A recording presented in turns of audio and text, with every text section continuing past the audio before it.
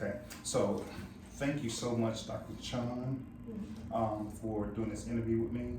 I have started the recording now, and this is a part of my program for Regent University um, Psychological Studies and 740 course. I apologize for getting that wrong. So I do thank you for taking the time. And I have a few different questions for you, which are intended for professional development purposes. So feel free to expand if you choose, and or keep it as short as you desire. Okay. So, could you give me a sketch or short overview of your biology and your career path up to this point in your personal and professional development? Sure. So I actually started out in school majoring in pre-med and took a class in human development that I just found fascinating, and I switched majors, not really knowing what I wanted to do career-wise, but just knowing I loved the topic. And so I got a bachelor's in what was called family resources, and then got into graduate school here in Oregon at Oregon State University. Got a master's in human development and family sciences, which is the biopsychosocial study of humans from conception through death, and then family systems perspectives, and went on to get my doctorate in that same topic with a minor in psychology. While doing that, I was working at, I worked at Trillium Family Services at the Children's Farm Home. I worked in a secure residential unit that served youth, both girls and boys, with serious mental health issues and behavioral issues. And I fell in love with working in mental health and just doing direct services. Eventually, I changed jobs to work for the Department of Human Services Child Welfare, where I did child protective service investigations for around 9 years, concurrent with working on my doctorate. And after doing that for a long time, I realized I really needed a career change. I knew that I was making a huge impact, but investigating child abuse is a really training on a human. So I went and worked on a second master's degree in clinical mental health counseling, and started off here at Marion County working at the Psychiatric Crisis Center, doing crisis assessments on individuals. Eventually I became a therapist at Adult Behavioral Health, where I had a caseload of individuals who were under the Psychiatric Security Review Board. So it's individuals who have been found what we call in Oregon guilty except for insanity, for felony crimes usually, and they were on conditional releases from the Oregon State Hospital, and I thoroughly enjoyed that.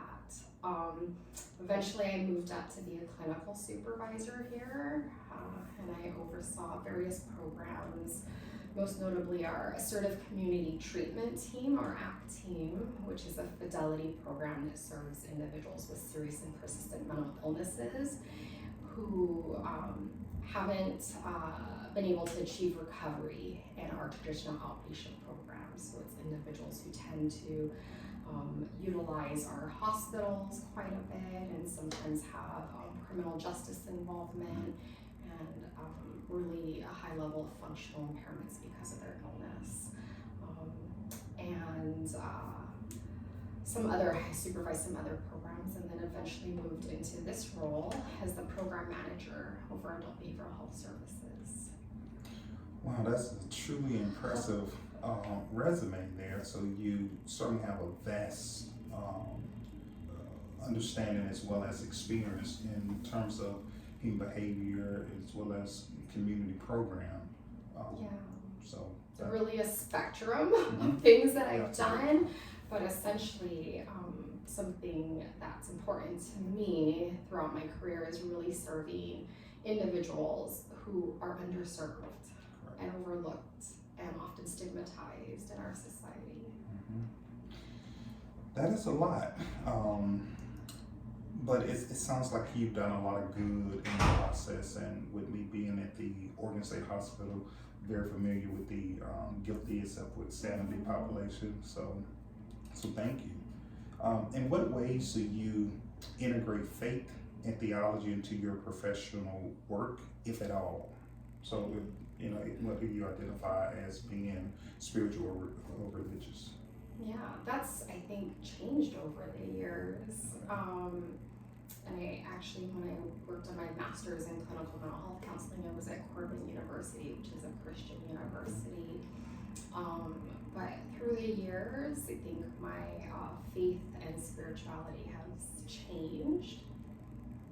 I don't have a label for it anymore. I think there's a higher power, and I truly believe that we get what we put out there into the universe.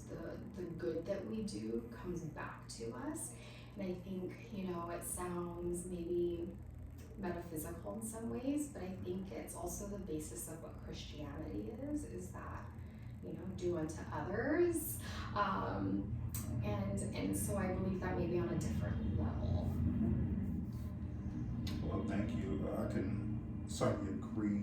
It is important to have a higher self and have some type of guiding principle for morality,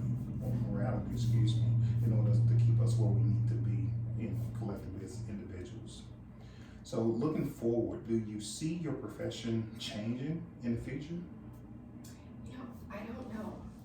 I think throughout my career, opportunities have presented themselves to me, and I just knew and felt when they were right. And I think that'll happen for me again. I know that in my position, I'm able to affect change on a much higher level or in a different way than I could as a therapist or as a CPS worker working one-on-one with individuals. I think that's a different kind of change that you affect, for people one by one. And that's hugely important. And as I've moved up through the ranks and into this position, I'm able to really affect things on a higher systems level, just thinking about changes that come down, for instance, from the health authority that affect us and be able to have input into that, or who our program serves and how we do that and the change that we affect in our community. And so I'm able to make a difference on this higher level at this point, which I greatly value and I think is hugely needed right now as our system continually changes. At some point, I do see myself returning to teaching. That's something I didn't mention when I talked about my experience. Was I've been an instructor at Oregon State University in the past, and really enjoyed that, kind of bringing up people into our field and training them for that in lots of ways. And that's a component that I enjoy here, is training new staff to do amazing work and work miracles with people. And so while I enjoy doing this within our system, I can see myself teaching in the future and doing something a little different, and maybe something that doesn't have as much daily stress as this. Because truth be told, as much as I love doing this and as important of work as it is, it is hugely stressful, and there's a lot to juggle and a lot of, people depending on me, and the decisions I make and the things I do affect people's lives greatly. And so that's just a great deal of responsibility. So I could see myself maybe retiring into teaching at some point and getting back into academia. Well, not yet, not for quite a while. Well, no, I appreciate that, and I commend you on the awareness of the stresses that come from the job, even though you sound like you're very passionate about the people you're able to help, as well as being a change agent, from the inside, and using your voice for populations that are often overlooked. So I think when we work, any of us who work in any sort of human services profession, that stress is real. It's a great deal of responsibility. We develop compassion fatigue and burnout probably easier because it's hard work to work with other humans. Right. And that's the reality of it. And I think that awareness, I agree with you, is so important so that we can find that balance and take care of ourselves. Yeah, because having a passion to work on behalf of other people is one thing, but also recognizing that, okay, my work I have to manage those expectations. I'm not going to be able to save everyone, right? So that's great. But then hearing you talk about your passion for academia, going back and helping the people that's going to be coming into the field and letting them know fact from fiction, theory versus practice. Okay, I know what the book says, Yeah. but in the real world, this is what you're going to be facing. Well, and I think that's hugely important. I know the classes that I enjoyed the most when I went to school, because I love learning, just as I know you do, because you're working on yet another degree.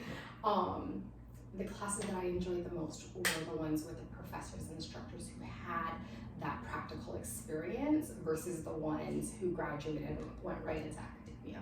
Yeah, I think they truly, you can teach the theories, but until you apply them and see how they work with people, it's hard to truly understand them. correct. I think you hit it on the head.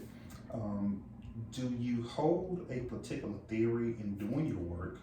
If the answer is yes, which one?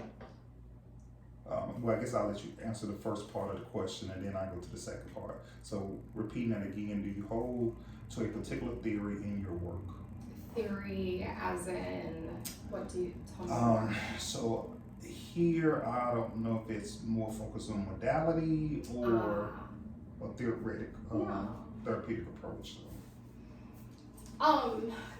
Since I don't do direct services anymore, I think that's changed. When I did do direct services, I used a really eclectic approach, always evidence-based, but I used a lot of DBT, CBT in my work, but I also incorporated things like narrative therapy, which is a little more unusual. I think through the years, I've always come at things from a developmental lens, because that's really where the majority of my schooling was, and from a family systems perspective. So when I work with individuals, or even now when I consult on cases, I think about their developmental stage and also developmental sequelae, onset of mental illness, and how that affected that developmental stage, what tasks they were unable to accomplish, and to help explain where they are now and what we need to support. And then the same things with our family systems theories. You can see some of the behaviors people have, or the reasons they do the things they do, and their relationships with others, really coming back to the experiences they had growing up from their family, any hardships or developmental non-normative events, abuse, neglect, just traumas that happened, and how that's affected them and created the person they are now. And so I think I apply that quite a bit to the consultation and the work I do, and really trying to understand individuals and the reason they do things, or how to best meet them where they're at, just understanding their histories. So I think that's an approach I take. It's a really holistic approach. And then I think another thing I do, just because my area of study was biopsychosocial, is really looking at people holistically. We treat mental health here, yes, but how does physical health interplay with that? How do their social factors interplay? What natural supports do they have? And I mentioned families and those impacts. So I think that while I didn't initially think I'd end up in mental health, and so I majored in something different just because it was more of a holistic major, I'm able to look at people holistically and help our staff treat the whole person. Because if we just treat mental illness in isolation, we're not going to be successful. Correct. So, Correct. No, I fully support that. I did some some time in residential for co-occurring disorders. When I was in the Navy, ran the mental health and substance abuse program, and that was always my thing. We need to address the whole person. And, typically, the focus is on the addiction, Right. but you have to understand from a fundamental standpoint what's the underlying cause, what's the why Yes. behind behind the use, and we can address that. Then perhaps we can have a better success rate. So thank you for that. Yeah. So you already answered the second part of that question, I think, in your response. So what have been obstacles in achieving your professional position that you hold today? Obstacles. I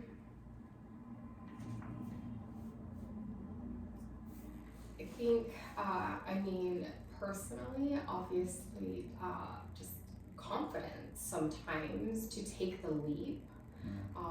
Feeling ready to be in your next position has always been a challenge. I think sometimes being taken seriously by others because I'm a woman. Once someone gave me advice when I got into this position, going into important meetings, to don't wear pink and look more serious, make your appearance look more serious so they take you serious. Don't curl your hair. And I was like, wow, the message is to not be pretty and not be feminine and not be a female, essentially, to be successful and taken seriously. And so that's been an obstacle for me that I've had to work through internally, is how to balance that, because there's some underlying messages there with that advice that was very well intended.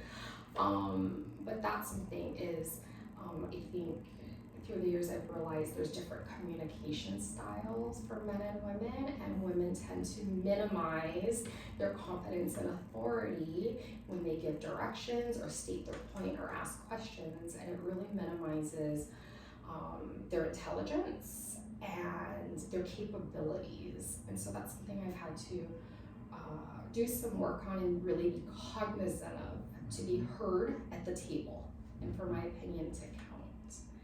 And then I think another thing that I've had to overcome is personal things.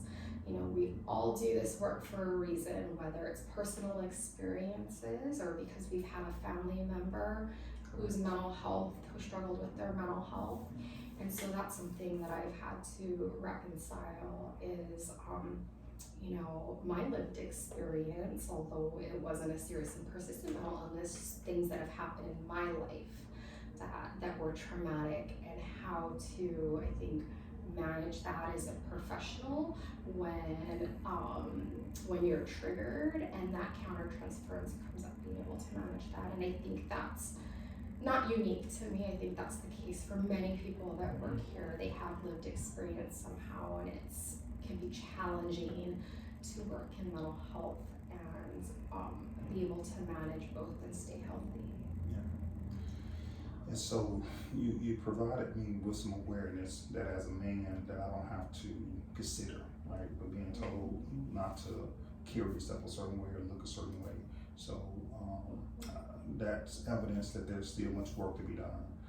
But when you speak about triggers, one of the things that I always encourage everyone, including myself, it's my responsibility to be aware of my triggers, but not the rest of the world's obligation and tiptoe around them.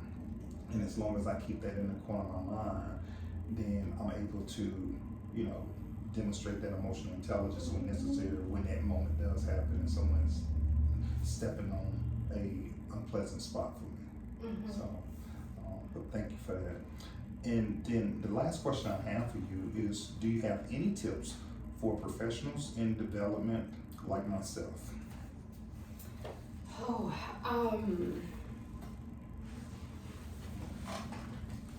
I think the biggest thing is making sure that where you're headed is something that you are going to love doing, that you feel passionate about, whether it's for personal reasons, your values, but it's something you feel passionate about, and you know that you're making a difference. You know, we haven't chosen the highest paid profession, right?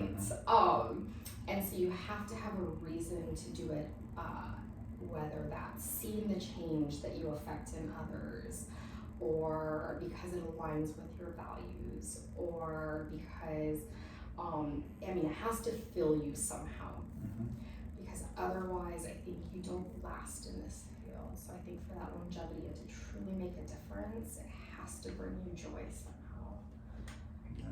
Otherwise, why show up? Because it's not going to be for the paycheck. You're not going to live in a mansion, right? So figuring out that motivation, and then in those hard days, thinking about what is your why? Why did you start this? I think that you hit it on the head. It has to be for intrinsic. There has to be intrinsic motivation there in order to want to do it. So I certainly appreciate that feedback, as well as your time. So with that being said, I'm going to stop recording at this moment, but it has been a pleasure speaking with you today. Thank you. I appreciate the opportunity. All right.